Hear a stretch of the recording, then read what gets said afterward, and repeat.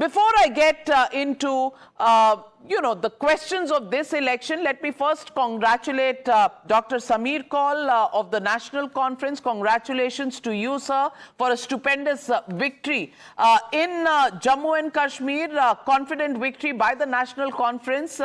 Congress clearly playing second fiddle to you in Jammu and Kashmir. And I remember Omar Abdullah's words that the Congress should have fought harder in Jammu, where they were taking on the Congress party. And my congratulations also go out to Amit Malviya. Amit Malviya, a man who's at the receiving end of a lot of brickbats from the troll armies of the Congress party. Amit Malviya, ye BJP bazigar bani kaise?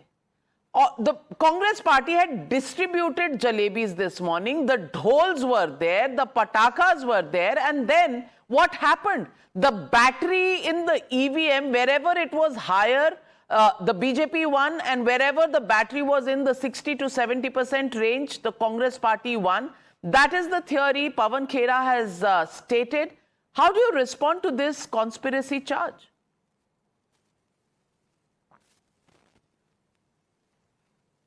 Frankly, Navika, the best we can do is not respond to these flimsy charges flung by the Congress party because they are a bad loser. The fact is that the people of Haryana have rejected the Congress party, and I found it quite amusing that their leaders were out at 9 in the morning. I saw the interview some of the Congress leaders gave on your channel. They were so full of themselves. They were arrogant. They were talking about sending jalebis to the Prime Minister and so on and so forth. I think they have just lost sight of the fact that this was a state election. The issues were local to Haryana, and it just does not sort of reflect well on a party that's been around for such a long time to conduct itself in the manner that they have been. I find it quite amusing that they are not complaining in J&K, where frankly they are bleeding the National Conference, they're alive. They won 6 seats. Last I saw, more independents had won as compared to the Congress. In Haryana, the reason why they have lost is because they celebrated their victory too soon. They were fighting amongst themselves who will become the chief minister. There was fight between the father and the son. There was three-way contest between Randeep Surjewala, between Shailja Kumari and Bhupendra Hooda.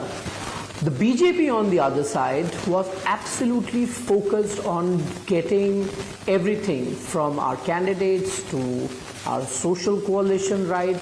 We were saying the right things, we were reaching out to people, we were going door to door. There was no bickering in our party.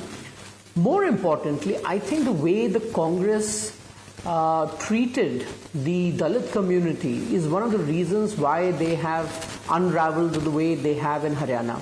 Let's not forget, Rahul Gandhi's statement that they will remove reservation has completely boomeranged on the Congress in Haryana. Importantly, Haryana has about 22.5% Dalit population, and of that, approximately 14% is now what is called as the deprived scheduled caste. It's the segregation that the BJP government brought about in Haryana. And all throughout the election, the DSC community, from its several platforms, was openly supporting the BJP. Having said that, people have not forgotten Mirchpur and Gohana.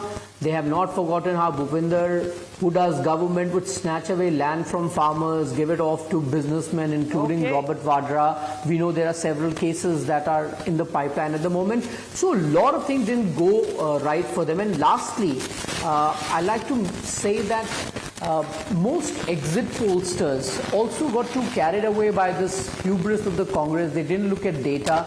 For example, in this assembly election, the voter turnout was approximately 67.9%, which was almost similar to the turnout we saw in 2019. But this was 3.1% more than what Haryana voted in Lok Sabha. I don't know how every pollster seems to have missed it, or they were probably too convinced that after 10 years anti-incumbency will catch up, people want to move on, give another party a chance. But Haryana has proved all of them wrong. It's clearly a vote for Prime Minister Modi's leadership, the governance model, the transparent job allocations that have happened in Haryana, the support to the farmers, introducing MSP, support to the women, and the kind of focus and impetus on girl rights and education. So it's a whole host of things that have come together. The silent majority of Haryana has spoken finally, and they've spoken loud and clear.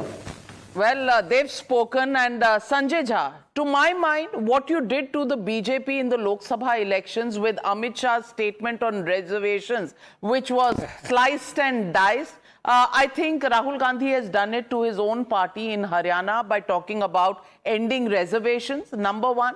And number two, the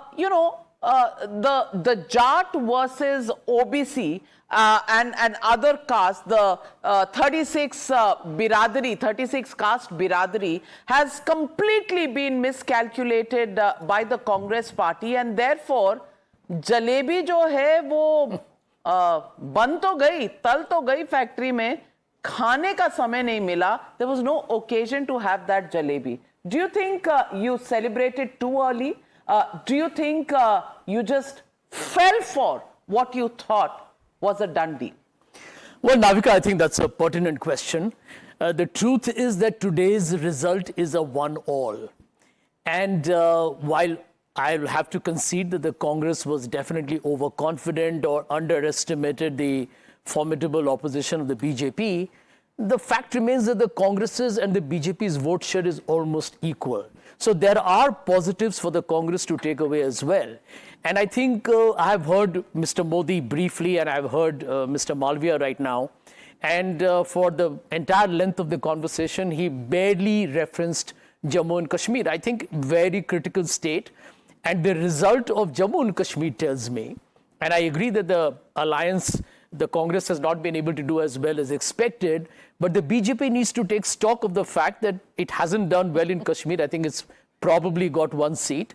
And even Jammu hasn't given the mandate that the BJP expected. So maybe Mr. Malviya needs to introspect along with the Prime Minister and tell the people of India, after all the hype over Article 370, and we have done so much of development, the loss of statehood, haven't these issues really told BJP today that they haven't worked? And it's not just not worked in the Kashmir Valley, predominantly, or rather entirely Muslim population. It has been rejected even by the people of Jammu. If you got 28 seats in Jammu out of 43, that doesn't compare very well against 25 on 37. Anand Ranganathan coming from Sanjay Jha, अपना आशियाना लुट गया हरियाणा में भी, जम्मू में भी, कश्मीर में भी, और आपको चिंता पड़ी है कि बीजेपी क्या जवाब देगी? Anand Ranganathan. I concede we haven't done well in Haryana. Absolutely, So no debate on pontification that. could wait for a day, or do you think it has to be done today? Anand Ranganathan, No, what do you think? but Navika, I'm actually concerned that the BJP is making the entire narrative today as if the BJP has won when it's won all. The BJP Well, has in lost the Jammu and morning, Kashmir. ladies and gentlemen, it was Sanjay Jha who at 7 o'clock this morning said that the BJP, now Narendra Modi has become a liability for the BJP. And you're talking about setting the narrative? I do believe that Mr. Modi had limited role to play in the Haryana elections.